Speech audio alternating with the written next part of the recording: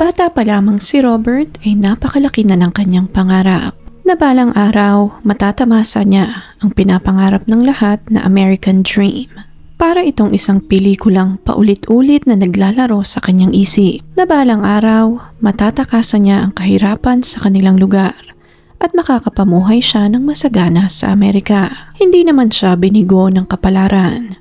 Nakapunta siya ng Amerika, nagkaroon ng sarili niyang pamilya.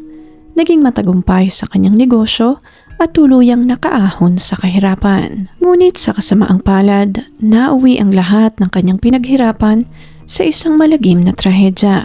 Hindi dahil nagbabaya siya o naging isang sakim, kundi dahil nagtiwala siya sa sarili niyang kapamilya. Isang kamag-anak na kinupkop, minahal, at itinuring na parang kapamilya ang siyang naghatid sa kanya sa huling hantungan. Samahan niyo ako at ating balikan ang malungkot na kasong ito ni Robert Che sa Pennsylvania. What's the problem? I fell under broken my health. You know why? Oh my god! You know why? Hurry up! Ipinanganak at lumaki si Jamshik Che sa South Korea. Ito ang Korean name ni Robert Che bago siya nanirahan sa Amerika. Mahirap lamang ang buhay ng kanyang pamilya doon. Dahil palaging kapos sa pera, malimit ay napuputulan sila ng kuryente sa kanilang bahay. Kaya't sa tuwing sasapit ang taglamig, napipilitan silang magsibak ng kahoy nang sa ganoon ay magkaroon ng init sa kanilang bahay. Dahil sa hirap ng buhay, nangarap si Robert ng mataas, ng mas maayos na buhay para sa kanya at sa kanyang pamilya. Gusto niyang mag-aral, ngunit salat sila sa salapi. Nahirapan ang kanyang mga magulang na suportahan ang kanyang pag-aaral. Ngunit determinado si Robert. Para makaalis sa kanilang probinsya, maaga siyang nagpalista sa military service. Sa South Korea, mandatory ang military service sa mga lalaki na malakas ang pangangatawan at walang sakit. Maaari silang magpalista sa serbisyo pagtungtong nila ng 18 hanggang 28 anyos. Na-establish ang sistemang ito sa bansa noong 1957 upang pag-igtingin ang depensa ng kanilang bansa laban sa North Korea. Tumatagal ang serbisyong militar na ito mula 18 to 24 months. Depende kung saang military branch sila maa-assign. Nang matapos ni Robert ang pagsiserbisyo ay nakaipon na siya ng sapat na pera upang makabili ng tiket papuntang Amerika. Nang mga panahong iyon, hindi marunong mag-Ingles si Robert. Limitado ang baon niyang Ingles papuntang Amerika. Wala rin siyang kakilala o kamag-anak na maaari niyang kontakin kung sakaling kakailanganin niya ng tulong. Ngunit lahat ito ay baliwala kay Robert. Baon ng ilang daang dolyares at lakas ng loob, itinaya ni Robert lahat ng meron siya para sa mas magandang buhay sa Amerika. Katulad ng lahat ng nagsisimula, hindi naging madali ang lahat para kay Robert. Nagkaroon naman siya ng trabaho ngunit mababa lamang ang sweldo. Kahit na ganoon, mas lalo pang naging disiplinado at determinado si Robert. Alam niya na balang araw, kung ipagpapatuloy niya ang lahat, ay magiging maayos din ang kanyang buhay. Hanggang nakilala niya ang dalagang si Janice. Nahulog ang loob niya sa dalaga at hindi nga nagtagal ay nagpakasal na ang dalawa. Nang naging naturalized citizen na si Robert, dito na siya nagpasya na palitan ang kanyang pangalan na Jamshik Che to Robert Che. Magkasama nilang hinarap lahat ng hamon ng buhay ni Janice.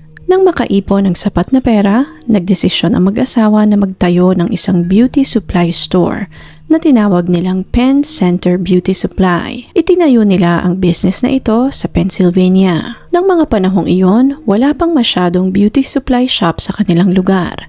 Kaya't saktong-sakto ang pagbubukas nila ng negosyong iyon. Dahil sa disiplina at pagsusumikap nilang mag-asawa, nagtagumpay ang kanilang negosyo at dahil doon, nakaipon sila ng sapat na pera upang makabili ng maganda at malaking bahay sa Gwenmont Drive, North Wales, Pennsylvania. Sa paglipas ng mga taon, biniyayaan din sila ng dalawang malulusog na anak, sina Richard at Mina.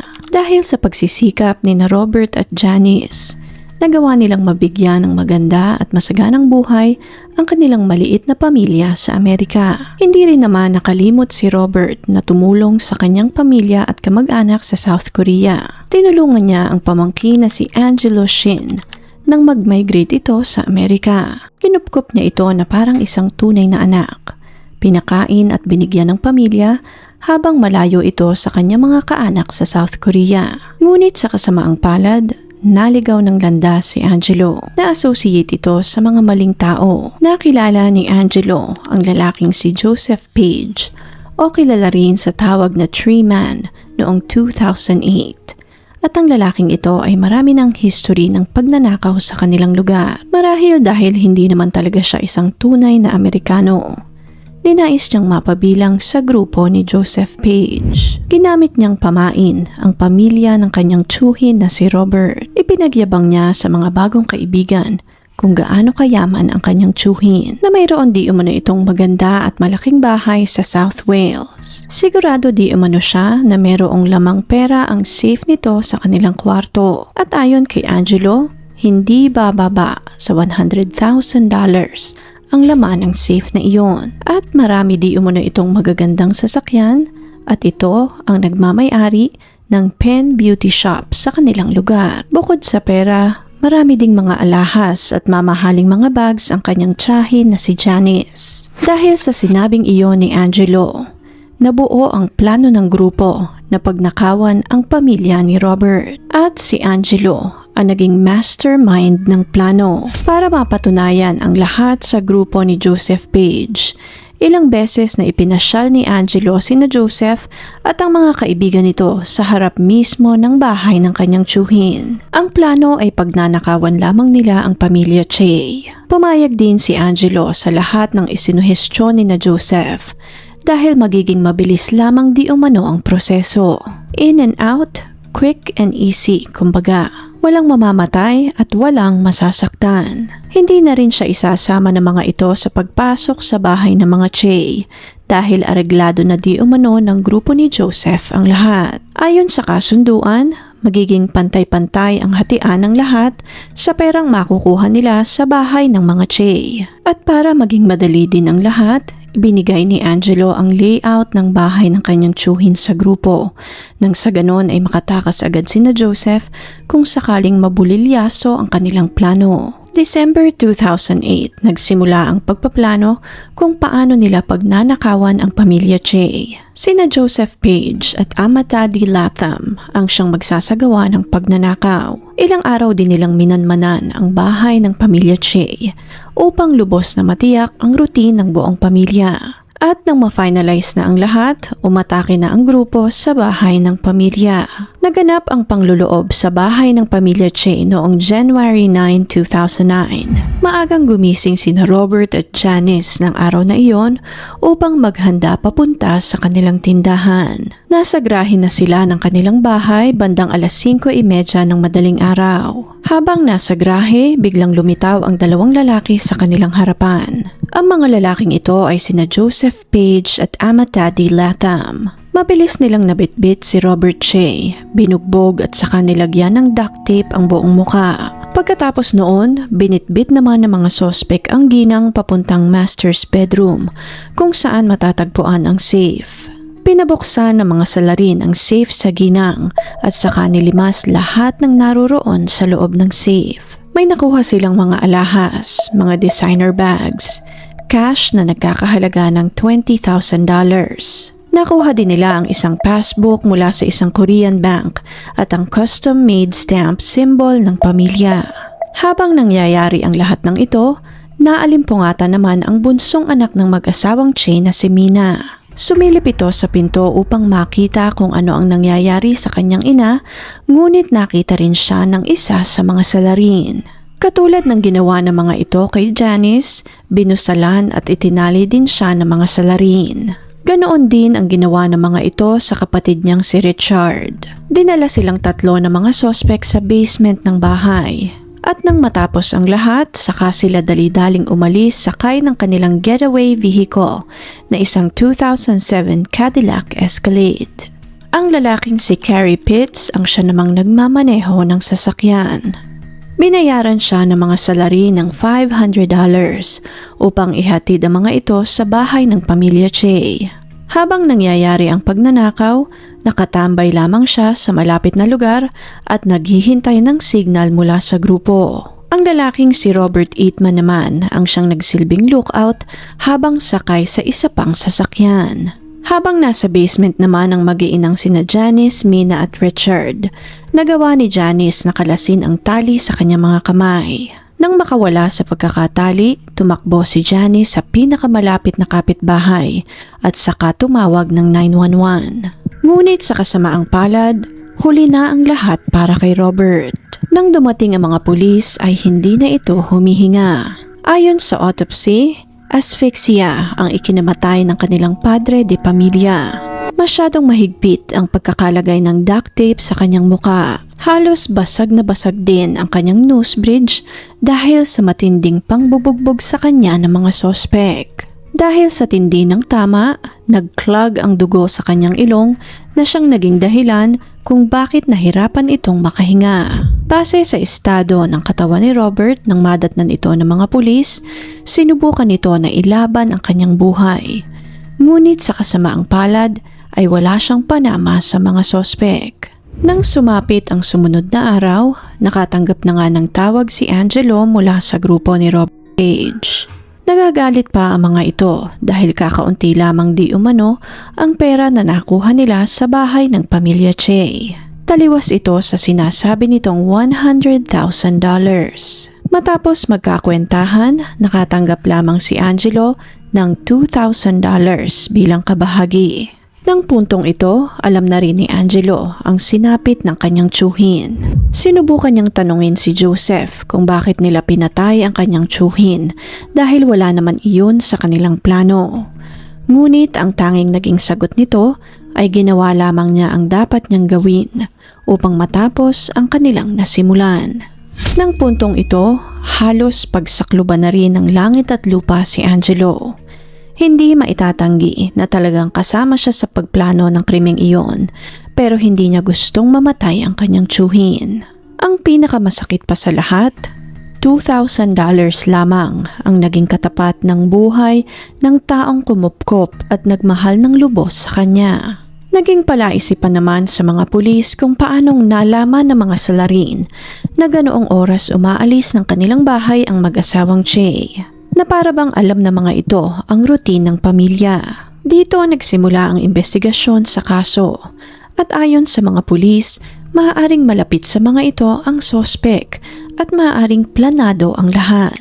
Ginamit ng mga detectives ang mga cellphone records at forensic evidence upang matunton ang mga salarin. Natagpuan ng mga pulis ang isang latex gloves sa grahe kung saan natagpuan ang katawan ni Mr. Che. Isinailalim ito sa DNA testing at nagmatch ang DNA sa gloves sa profile ng ringleader na si Joseph Page. Isinailalim din sa DNA testing ang duct tape na nakabalot sa buong mukha ni Mr. Che at tumugma naman ang DNA sa duct tape sa profile ng lalaking si Amatadi Latam.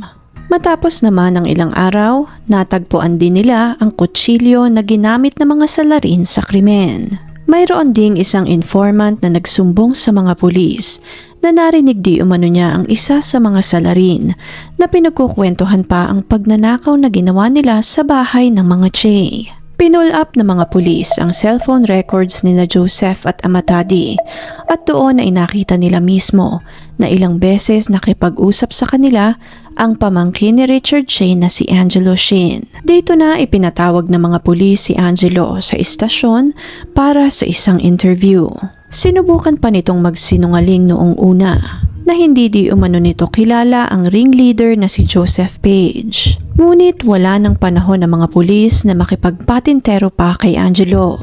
Isinampal nila sa binata lahat ng mga ebidensyang hawak nila at dahil doon, wala na ring nagawa si Angelo kundi aminin ang kanyang nagawang kasalanan. Kinumpirma niya lahat ng pangalan ng mga sangkot sa pagnanakaw at inamin niya din na katulong siya sa pagpaplano ng krimen.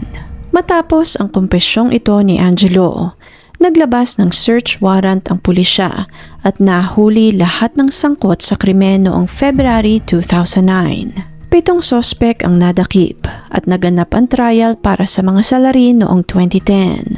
Humarap sa korte sina Angelo Shin, Joseph Page, Amatadi Latham, Robert Eatman, Julius Weiss, Sybil White at Carrie Pitts. Matapos ang napakahabang trial, si Angelo Shin na siyang mastermind sa kaso ay nabigyan ng parusang 20 to 40 years na pagkakakulong. Si Joseph Page naman ay 40 to 80 years sa likod ng rehas. Ang kasong ito ni Robert Che ay isang maliwanag na halimbawa ng complex conspiracy na sangkot ang isang kapamilya. Si Amatadi Latham naman ay nakatanggap ng habang buhay na pagkakakulong at may karagdagan pang 32 hanggang 64 years sa likod ng rehas. Si Julius Weiss naman na nagsilbing lookout ay nabigyan ng parusang 16 to 32 years na pagkakakulong. Si Sybil White naman at isa pang getaway driver ay nabigyan ng parusang 4 hanggang 8 taong pagkakakulong.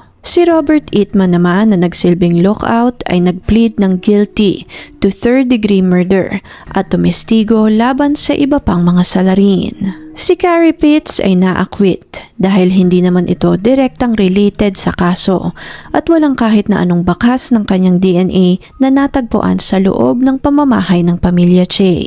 Isang malungkot na paalala sa lahat na sa buhay na ito, wala ka talagang pwedeng pagkatiwalaan. Na minsan, kadugo mo pa talaga ang gagawa sa iyo ng masama. Matapos ang lahat, mas pinili ng mag-iina ni Robert na panatilihing pribado ang kanilang buhay. Masakit man ang karanasang ito para sa kanilang pamilya, wala naman silang ibang pwedeng gawin kundi magpatuloy na lamang sa kanilang buhay. Dalangin na sana'y kahit na papaano ay nabigyan nila ng hustisya ang pagkamatay ng kanilang padre de pamilya. Kung interesting po ang kasong ito para sa inyo, please leave a comment and share your thoughts sa comment section below. Please click on the subscribe button and notification bell as well para updated kayo sa mga susunod pang videos. Salamat po and see you on the next one.